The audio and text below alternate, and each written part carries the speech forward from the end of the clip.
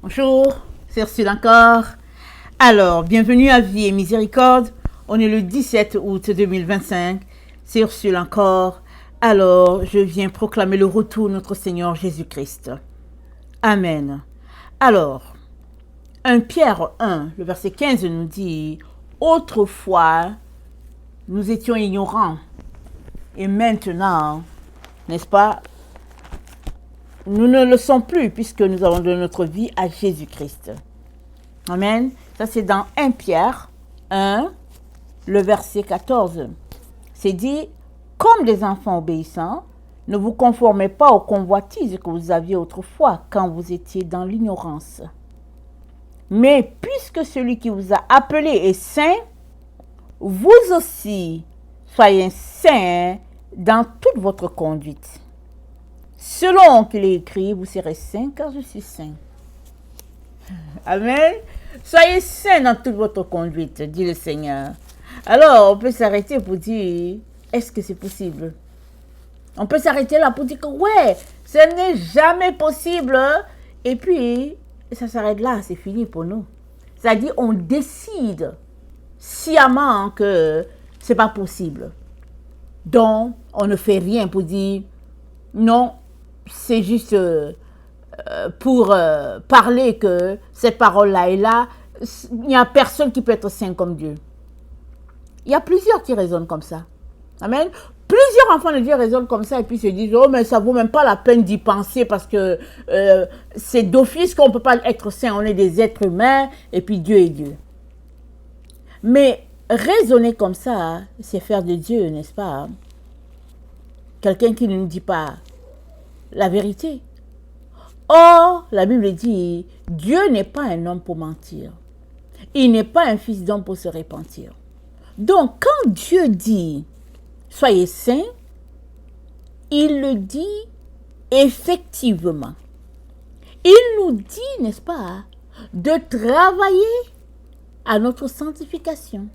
Il n'y a personne, n'est-ce pas, qui donne sa vie à Jésus et qui après dit, ok, j'ai donné ma vie à Jésus, maintenant je peux retourner, faire ce que je faisais et puis et Dieu sera content. Il n'y en a pas. Si tu as donné ta vie à Jésus, c'est parce que tu as vu que il est celui qui pourrait, n'est-ce pas, t'amener au Père. Il est celui qui te met en contact avec le Père. Et puis, t'appuyant sur lui, il peut t'aider, n'est-ce pas, à être vainqueur de toutes ces choses-là qui dominent sur l'être humain. Dieu est esprit. Nous sommes chairs. Alors, comment les êtres de chair peuvent-ils parvenir à adorer un Dieu qui est esprit? Jésus a rendu cela possible. Amen. C'est-à-dire, de prime abord, il n'y a pas de lien entre la chair et l'esprit. Ce n'est pas possible, il n'y a pas. La chair, c'est le matériel. Alors, l'esprit, c'est spirituel. Donc, il n'y a pas de lien, ils ne communiquent pas. Mais, une fois que tu donnes ta vie à Jésus, l'Esprit de Dieu vient faire sa demeure en toi, si bien que les désirs de la chair qui te conduisaient, n'est-ce pas, sont maintenant soumis à l'Esprit de Dieu qui est en toi, si c'est ça que tu veux. Amen. Voilà pourquoi c'est dit, vous qui avez commencé par l'Esprit, pourquoi voulez-vous finir par la chair, nous dit notre frère. Parce qu'une fois que tu donnes ta vie à Jésus, tu es en train de dire à Jésus, Jésus, j'aimerais désormais marcher par l'Esprit Saint. Viens à mon secours. Et il est là. Il n'est allé nulle part, il ne va nulle part. Il est là. Même quand tu as l'impression qu'il est absent, il est là. Tout le temps, il est là. Maintenant, c'est à ton niveau, n'est-ce pas, que tu devrais t'instruire. Amen. Tu dois t'instruire. Alors, l'instruction, ça fait partie de ce que Dieu nous a donné. Depuis, même quand on regarde l'Ancien Testament, l'instruction est toujours là. Il a dit à Moïse, regarde le modèle de tabernacle. Le tabernacle, fais-le comme le modèle là que je te montre. Donc Dieu est en train d'instruire Moïse que le tabernacle que Dieu demandait à Moïse de bâtir, c'était pas tombé de quelque part. il y avait un modèle qui existait déjà dans le ciel. Moïse devait représenter le tabernacle terrestre sur un modèle existant. Donc, Dieu est en train d'instruire Moïse. Amen. Et dans Timothée, Dieu nous dit que toute écriture est inspirée de Dieu, utile, agréable, n'est-ce pas, pour enseigner, afin que le peuple de Dieu puisse marcher, n'est-ce pas, dans ce que Dieu a pour lui. C'est dans 2 Timothée 3, le verset 14, c'est dit, « Toi, demeure dans les choses que tu as apprises, et reconnues certaines, sachant de qui tu les as apprises. Dès ton enfance, tu connais les saintes lettres, qui peuvent te rendre sage à salut par la foi en Jésus-Christ. Toute écriture est inspirée de Dieu et utile pour enseigner, pour convaincre, pour corriger, pour instruire dans la justice. Toute écriture est inspirée de Dieu. Et c'est pour t'éduquer. À quoi? À sortir de ton ignorance. Tout le monde est ignorant à quelque part dans des domaines donnés. Amen. C'est pas qu'on connaît dans tous les domaines, c'est pas possible. Donc, il arrive que tu es ignorant dans tel domaine. Et tu es ignorant dans tel autre domaine.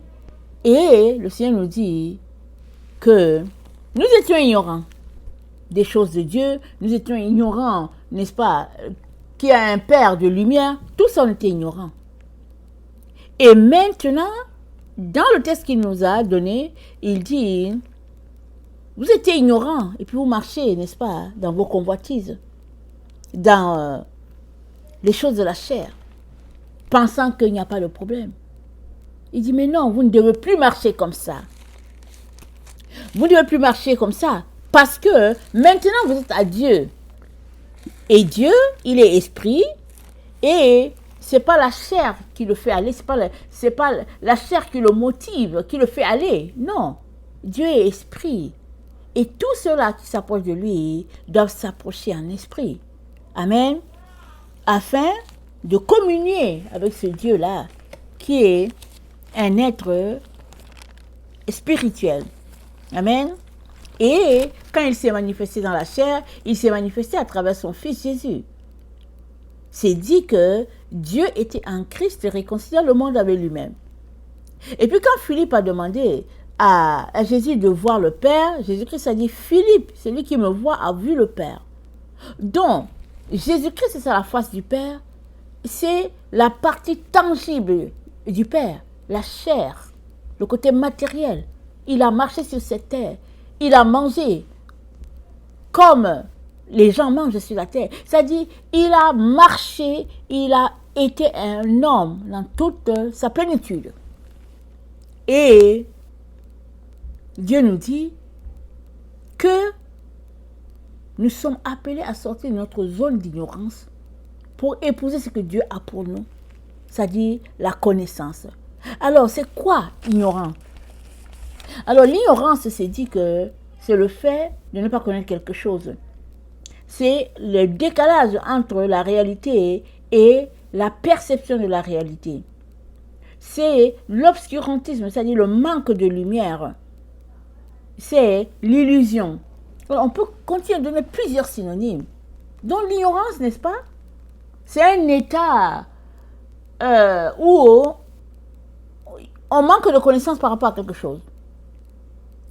Alors, le Seigneur nous dit que autrefois, on était ignorant, n'est-ce pas, dans ces pratiques-là qu'il y a dans le monde. Et maintenant que nous avons donné notre vie à Jésus, nous sommes appelés à ne plus marcher dans l'ignorance. Nous sommes appelés à ouvrir nos yeux et nos oreilles pour pouvoir avancer dans ce que Dieu a pour nous. Voilà pourquoi dans Marc, n'est-ce pas, 4, Jésus-Christ nous dit ceci. Dans l'évangile de Marc, il dit, attendez, je vais lire, il dit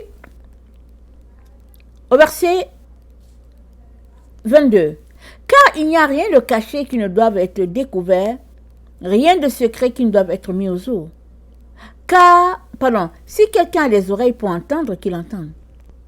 Donc, ouvre tes oreilles pour recevoir l'instruction afin que l'ignorance qui est en toi se change, n'est-ce pas, en connaissance.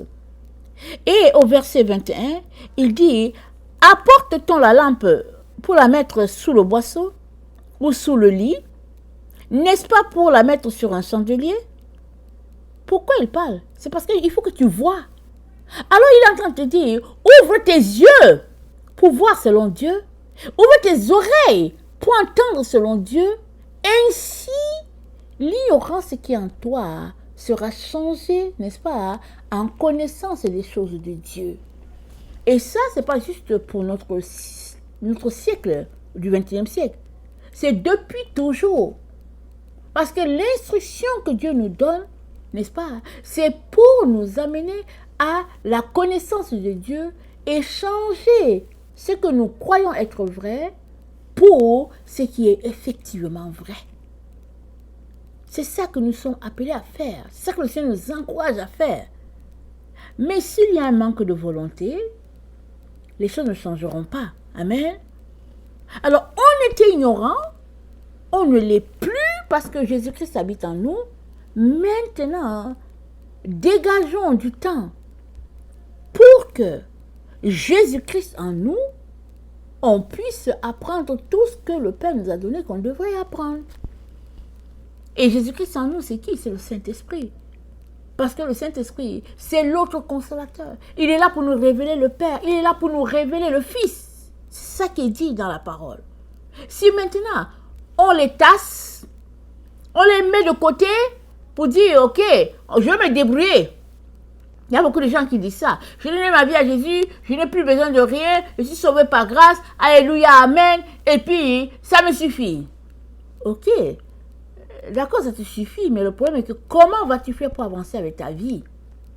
Parce que donner ta vie à Jésus, c'est juste le point de départ pour un pèlerinage extraordinaire avec le Seigneur, où tu vas vivre des hauts et des bas, mais parce que le Seigneur aimerait que tu arrives au point que Dieu a pour toi afin que tu puisses posséder ta destinée. Ta destinée, elle est cachée en Jésus. Mais si tu ne marches pas dans ce que Jésus-Christ a déjà tracé pour toi, tu risques de te retrouver, n'est-ce pas, dans des chemins qu'il n'a jamais tracés pour toi. Et comment vas-tu faire pour te rendre? Souvent, il y en a qui arrivent, ils marchent, on leur dit non, c'est pas là, mais ils marchent et arrivent, et puis ils arrivent à un cul-de-sac, ils sont plus capables de tourner, de retourner sur le pas, parce que là où ils sont rendus au bord du rocher, en train de s'écrouler. Le Seigneur ne veut pas ça pour toi. Alors il te dit, autrefois tu étais ignorant, et Jésus qui s'est révélé à toi, alors viens t'asseoir à ses pieds et il va t'enseigner afin que tu puisses posséder tout ce que Dieu a pour toi et qu'à travers toi, la gloire de Dieu se répande sur la terre. Amen. Que le Seigneur bénisse sa parole et que sa joie soit notre force en ce jour. Amen et alléluia. Amen.